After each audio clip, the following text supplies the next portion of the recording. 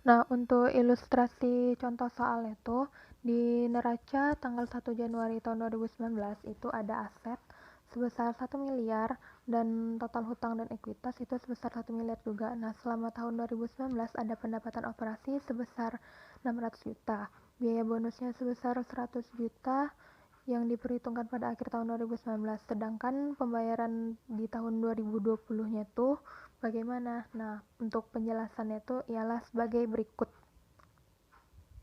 Nah, selanjutnya ialah perbedaan perlakuan antara akuntansi dan pajak. Nah, untuk standar akuntansi dia mengikuti accrual basis di mana bonusnya tuh dia diakui. Nah, untuk jurnalnya aset kas atau bank terhadap pendapatan sebesar 600 juta dan biaya bonus terhadap hutang bonus sebesar 100 juta. Nah, berbanding terbalik dengan peraturan perpajakannya tuh.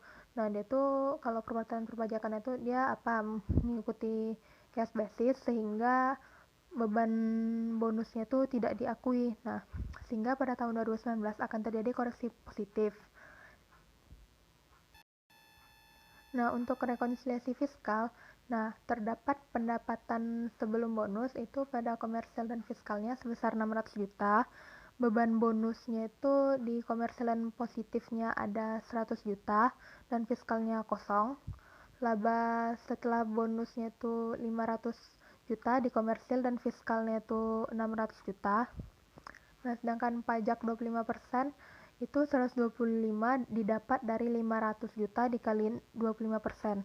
Begitu juga dengan yang fiskal, didapatnya 150 itu dari 600 juta dikali pajaknya 25%, maka dapatlah hasilnya 150 juta. Selanjutnya pada laba ruginya itu, nah di bagian laba rugi pendapatan sebelum bonusnya ada 600 juta, beban bonusnya sebesar 100 juta, laba setelah bonusnya itu sebesar 500 juta, pajak 25% itu sebesar 150 juta. Nah, lalu di bawahnya itu ada laba setelah pajak itu sebesar 350 juta, pendapatan pajak tangguhannya sebesar 25 juta, dan laba setelah pajak tangguhan itu sebesar 375 juta. Nah, pada jurnal pencatatan pendapatan itu diperkirakan aset kas atau bank sebesar 600 juta debit dan pendapatan operasi sebesar 600 juta kredit. Selanjutnya biaya bonus dan hutang bonus sebesar 100 juta.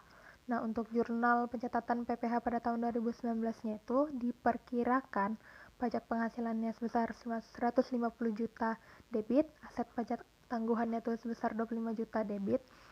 Lalu yang kreditnya ada hutang pajak sebesar 150 juta dan pendapatan pajak tangguhannya sebesar 25 juta.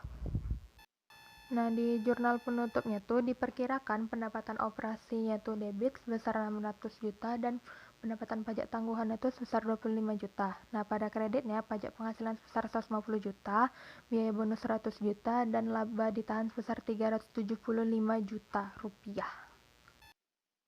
Nah, untuk neracanya tuh pada bagian aset, itu ada aset awal, itu sebesar 1 miliar, itu didapat dari soalnya.